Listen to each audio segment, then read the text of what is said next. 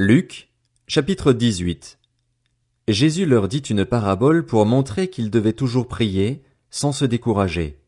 Il dit, il y avait dans une ville un juge qui ne craignait pas Dieu et qui n'avait d'égard pour personne.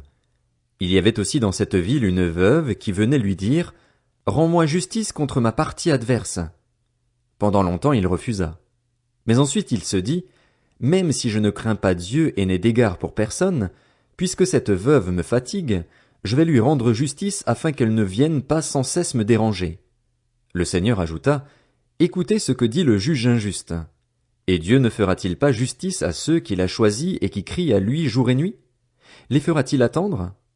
Je vous le dis, il leur fera rapidement justice. Mais, quand le Fils de l'homme viendra, trouvera-t-il la foi sur la terre? Il dit encore cette parabole à l'intention de certaines personnes qui étaient convaincues d'être justes et qui méprisaient les autres. Deux hommes montèrent au temple pour prier. L'un était un pharisien, l'autre un collecteur d'impôts. Le pharisien, debout, faisait cette prière en lui-même. Ô Dieu, je te remercie de ce que je ne suis pas comme les autres hommes, qui sont voleurs, injustes, adultères, ou même comme ce collecteur d'impôts. Je jeûne 2 fois par semaine et je donne la dîme de tous mes revenus.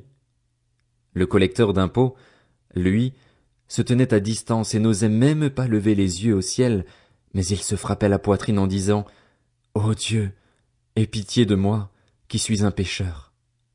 Je vous le dis, lorsque ce dernier descendit chez lui, il était considéré comme juste, mais pas le pharisien. En effet, toute personne qui s'élève sera abaissée, et celle qui s'abaisse sera élevée. Des gens lui amenaient même de tout petits enfants afin qu'il les touche, mais les disciples, en voyant cela, leur firent des reproches. Jésus appela les enfants et dit, laissez les petits enfants venir à moi et ne les en empêchez pas, car le royaume de Dieu est pour ceux qui leur ressemblent. Je vous le dis en vérité, celui qui n'accueille pas le royaume de Dieu comme un petit enfant n'y entrera pas. Un chef interrogea Jésus et dit, Bon maître, que dois-je faire pour hériter de la vie éternelle? Jésus lui répondit, Pourquoi m'appelles-tu bon? Personne n'est bon, si ce n'est Dieu seul. Tu connais les commandements. Tu ne commettras pas d'adultère. Tu ne commettras pas de meurtre. Tu ne commettras pas de vol. Tu ne porteras pas de faux témoignages. Honore ton père et ta mère. J'ai respecté tous ces commandements dès ma jeunesse, dit-il.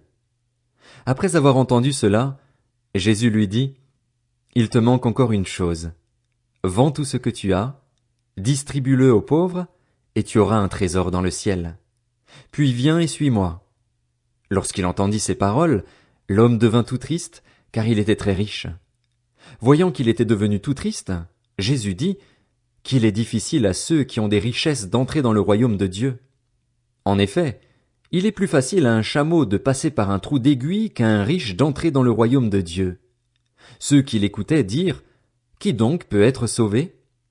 Jésus répondit, ce qui est impossible aux hommes est possible à Dieu.